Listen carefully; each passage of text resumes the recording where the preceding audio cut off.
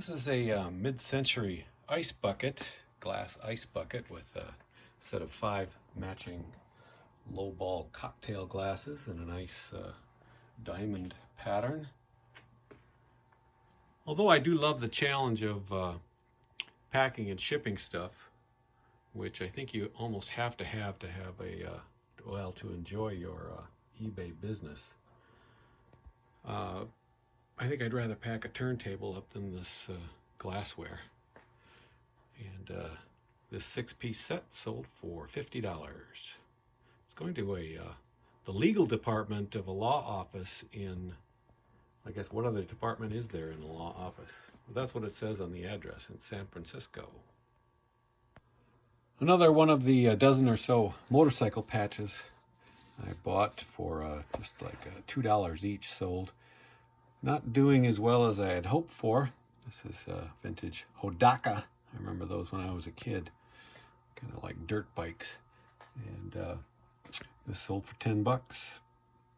Another piece of vintage tech. This is a realistic brand tape control center. Basically, you can hook up 2 or 3 tape decks and control them into one amplification source.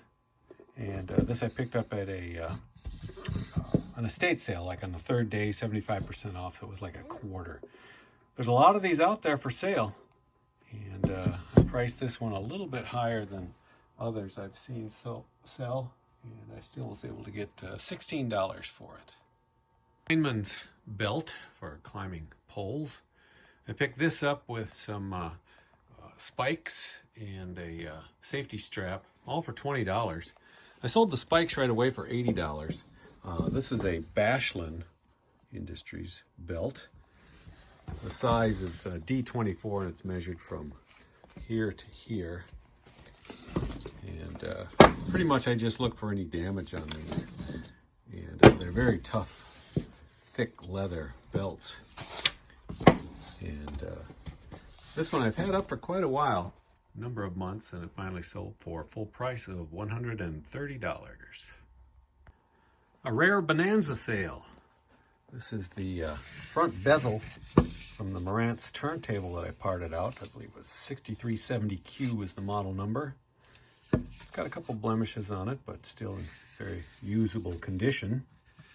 I wasn't sure if I could, if anybody would want to buy this, because rarely is this going to be damaged to the point that you would need a replacement. But after quite a bit of time, probably 6 months or more, 8 months maybe, this finally sold for $20, which is what I paid for the entire turntable in the first place. This vintage metal pinup ashtray was swiped from Al's Recreation. Look at the phone number. 5-digit phone number from Glenwood, Minnesota. And I've got about 3 of these, and I've sold one, but that was like a year ago. And this one finally sold for $30. This is a pair of Empire Model 240 binoculars, both with cases. They're identical. Probably a husband and wife bird watching team, perhaps. And I've had these up for sale for quite a while, probably a year now. And finally got them sold for $40 for the pair. Not a lot of money. They're a pretty common binocular. And they're going to Saudi Arabia. And I'm sure glad that I'm using the global shipping program. Look at that address. Neighbor house number. Oh boy. Well, we'll let the global shipping problem worry about that. Again, this pair of binoculars, Empire binoculars, sold for $40. Another 7-inch recorded reel tape sold. This is Stan Kenton. Basically just mood music, recorded live. Very nice condition as far as the box. Of course, I do listen to these all the way through, so I'm able to add that to the listing that there's no defects to the sound, and this sold for $30. This is a real cool Harman Kardon Stratophonic SR900 amplifier. It's one of the first transistorized home amplifiers. It's kind of funny, it only came with the FM tuner, no AM. And this is probably 1965, and I imagine they were marketing this towards people who were into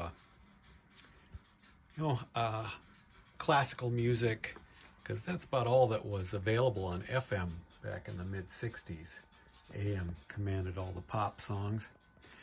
In any case, came with a beautiful walnut wood case, and the wood case had its own box as well.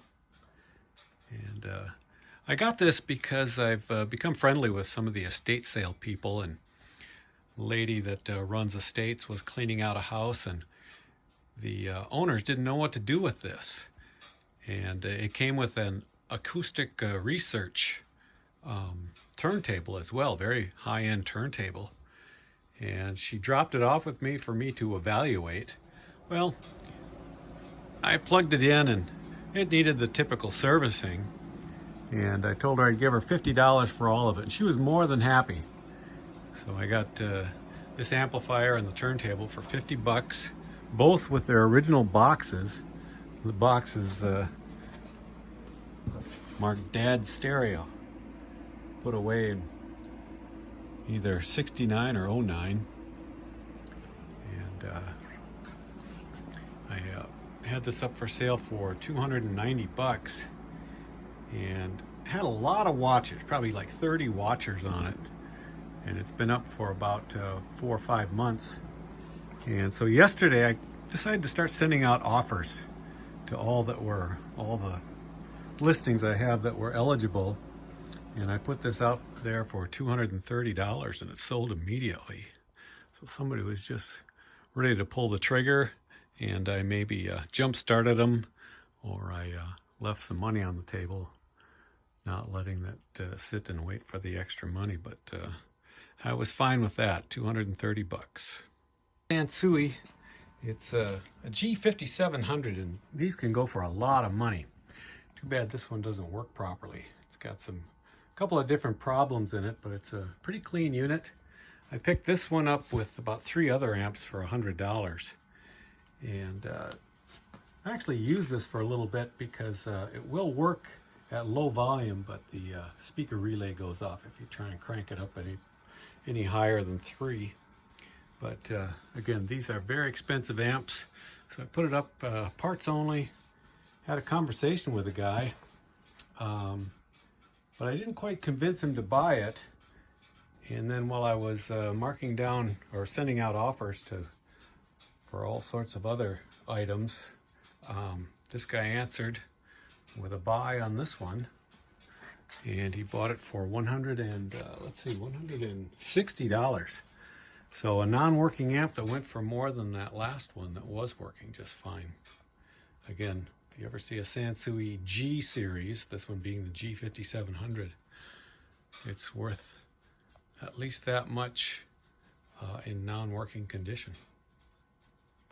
This is a wool black tartan tobacco pouch or roll-up, and it's Botany by Rogers.